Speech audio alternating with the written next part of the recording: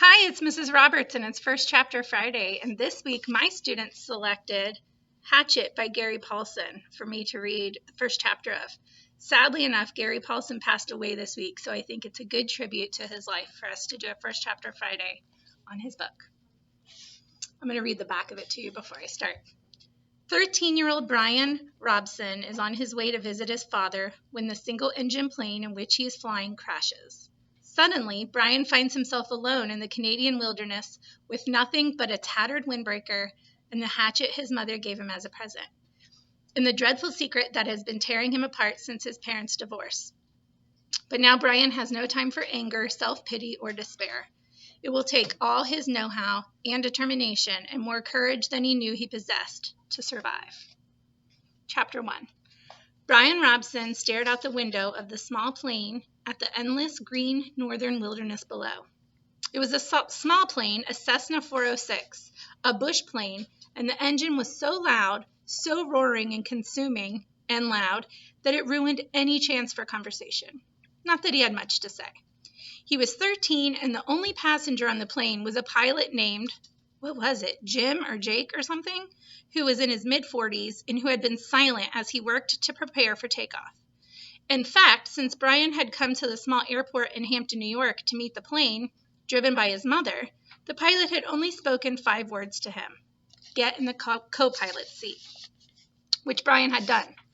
They had taken off, and that was the last of the conversation.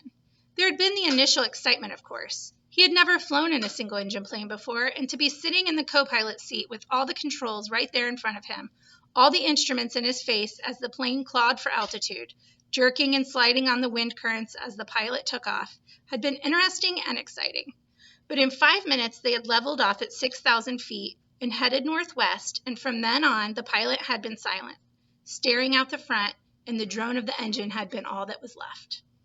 The drone and the sea of green trees that lay before the plane's nose and flowed to the horizon, spread with lakes, swamps, and wandering streams and rivers. Now Brian sat looking out the window with the roar thundering through his ears and tried to catalog what had led up to his taking this flight. The thinking started. It always started with a single word, divorce. It was an ugly word, he thought. A tearing, ugly word that meant fights and yelling, lawyers. God, he thought, how he hated lawyers who sat with their comfortable smiles and tried to explain to him in legal terms how all that he lived in was coming apart, and the breaking and shattering of all the solid things. His home, his life, all the solid things. Divorce, a breaking word, an ugly breaking word. Divorce, secrets. No, not secrets so much as the secret. What he knew and had not told anybody. What he knew about his mother that had caused the divorce. What he knew, the secret. Brian felt his eyes beginning to burn and knew there would be tears. He had cried for a long time, but that was gone now. He didn't cry now. Instead, his eyes burned and tears came, the seeping tears that burned, but he didn't cry. He wiped his eyes with a finger and looked at the pilot out of the corner of his eye to make sure he hadn't noticed the burning and the tears. The pilot sat large, his hands lightly on the wheel, feet on the rudder pedals. He seemed more of a machine than a man, almost an extension of the plane.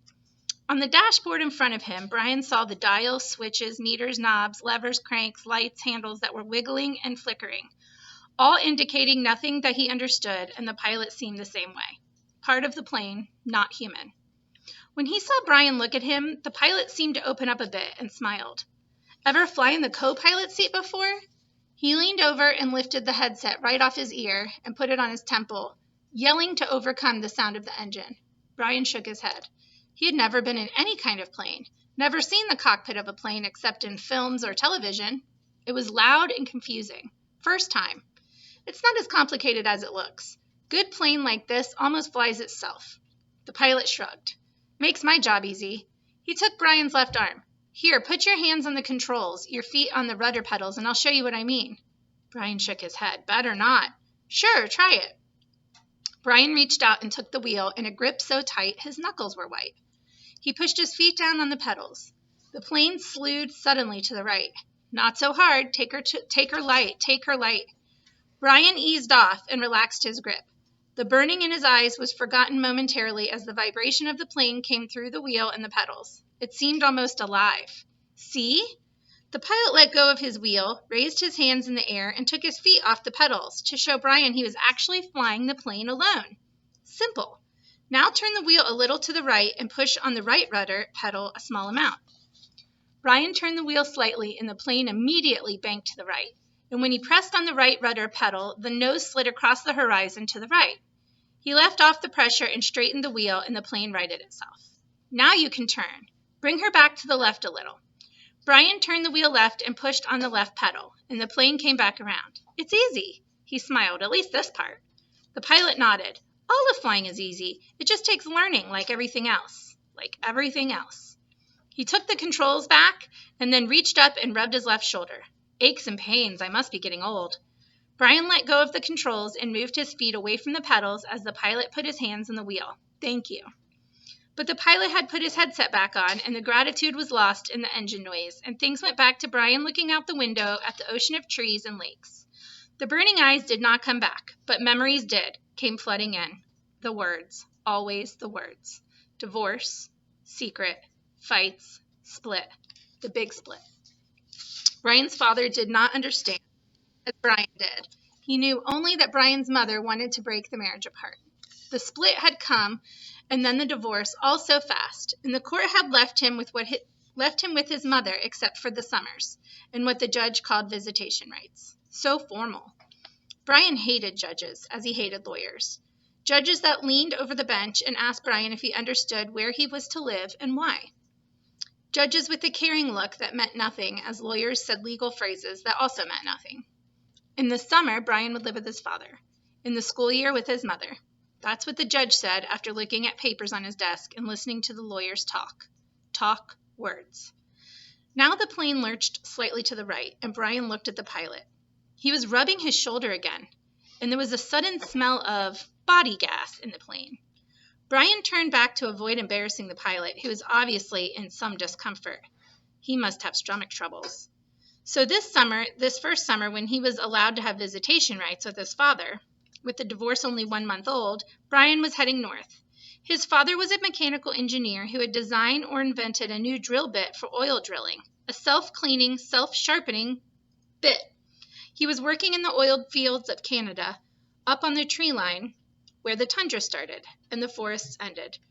Brian was riding up from New York with some drilling equipment. It was lashed down in the rear of the plane next to a fabric bag the pilot had called a survival pack, which had emergency supplies in case they had to make an emergency landing. That had to be specially made in the city. Riding in the bush plane with a pilot named Jim or Jake or something, who had turned out to be an all right guy, letting him fly and all, except for the smell. Now there was a constant odor. And Brian took another look at the pilot and found him rubbing the shoulder and down his arm now, the left arm, letting go of more gas and wincing. Probably something he ate, Brian thought. His mother had driven him from the city to meet the plane at Hampton, where it came to pick up the drilling equipment. A drive in silence, a long drive in silence. 2.5 hours of sitting in the car staring out the window of the plane. Once after an hour, when they were out of the city, she turned to him. Look, can't we talk this over? Can't we talk this out? Can't you tell me what's bothering you? And there were the words again. Divorce, split, the secret. How could he tell her what he knew? So he had remained silent, shook his head, and continued to stare unseeing at the countryside, and his mother had gone back to driving, only to speak to him one more time when they were close to Hampton. She reached over the back of the seat and brought up a paper sack. I have something for you for the trip. Brian took the sack and opened the top. Inside there was a hatchet, the kind with a steel handle and a rubber hand grip. The head was in a stout leather case, the head brass, riveted belt loop. It goes on your belt. His mother spoke now without looking at him. There were some farm trucks on the road, and she had to weave through them and watch traffic. The man at the store said you could use it. You know, in the woods with your father. Dad, he thought, not my father. He's my dad. Thanks, Mom, it's really nice. But the words sounded hollow even to Brian. Try it on, see how it looks on your belt. And normally he would have said no. Normally would have said no, that it looked too hokey to have a hatchet on my belt. Those were the normal things he would say. But her voice was thin and had a sound like something thin that would break if you touched it. and he felt bad for not speaking to her. Knowing what he knew, even with the anger, the white-hot hate of his anger at her, he still felt bad for not speaking to her. And so, to humor her, he loosened his belt and pulled the right side out, and put the hatchet on, and rethreaded the belt. Scooch around so I can see. He moved around in the seat, feeling only slightly ridiculous. She nodded, just like a scout, my little scout. And there was the tenderness in her voice that she had when he was small. The tenderness that she had when he was small and sick with a cold, and she put her hand on his forehead, and the burning came into his eyes again, and he had turned away from her and looked out the window, forgotten the hatchet on his belt, and so arrived at the plane with the hatchet still on his belt. Because it was a bush flight from a small airport, there had been no security, and the plane had been waiting, with the engine running, when he arrived, and he had grabbed his suitcase and pack bag and run for the plane without stopping to remove the hatchet. So the hatchet was still on his belt. At first he'd been embarrassed, but the pilot had said nothing about it, and Brian forgot as they took off and began flying. More smell now. Bad. Brian turned again to glance at the pilot, who had both of his hands on his stomach and was grimacing in pain, reaching for the left shoulder again as Brian watched. "Don't know, kid." The pilot's words were a hiss, barely audible. "Bad aches here. Bad aches. I thought it was something I ate, but..." He stopped as a fresh spasm of pain hit him. Even Brian could see how bad it was. The pain drove the pilot back into the seat, back and down. "I've never had anything like this." The pilot reached for the switch on his mic cord, his hand coming up in a small arc from his stomach, and he flipped the switch and said, "This is flight 46. And now a jolt shook him like a hammer blow, so forcefully that he seemed to crush back into the seat, and Brian reached for him. Could not understand at first what it was, could not know. And then he knew. Brian knew. The pilot's mouth went rigid. He swore and jerked a short series of slams into the seat, holding his shoulder. He swore and hissed. "Chest! Oh my God, my chest is coming apart." Brian knew now. The pilot was having a heart attack. Brian had been in the shopping mall with his mother when a man in front of Paisley's store had suffered a heart attack. He had gone down and screamed about his chest, an old man, much older than the pilot. Brian knew. The pilot was having a heart attack, and even as the knowledge came to Brian, he saw the pilot slam into the seat one more time. One more awful time he slammed back into the seat, and his right leg jerked, pulling the plane to the side in a sudden twist, and his head fell forward, and spit came. Spit came out from the corners of his mouth, and his legs contracted up into the seat, and his eyes rolled back in his head until there was only white. Only white for his eyes, and the smell became worse, filled the cockpit, and all of it so fast, so incredibly fast, that Brian's mind could not take it in at first. He could only see it in stages. The pilot had been talking just a moment ago, complaining of the pain. He had been talking. Then the jolts came. The jolts that took the pilot back had come, and now Brian sat, and there was a strange feeling of silence in the thrumming roar of the engine. A strange feeling of silence in being alone. Brian was stopped. He was stopped. Inside he was stopped. He could not think past what he saw and what he felt. All was stopped. The very core of him, the very center of Brian Robson, was stopped and stricken with a white flash of horror, a terror so intense that his breathing and his thinking and nearly his heart stopped. Seconds passed, seconds that became all of his life, and he began to know what he was seeing, began to understand what he saw, and that was worse, so much worse, than he wanted to make his mind freeze again. He was sitting in a bush plane, roaring 7,000 feet above the northern wilderness with a pilot who had suffered a massive heart attack and who was either dead or in a coma. Brian was alone. In the roaring plane with no pilot, Brian was alone. That was chapter 1 of Hatchet. I highly suggest you check it out. Have a great one.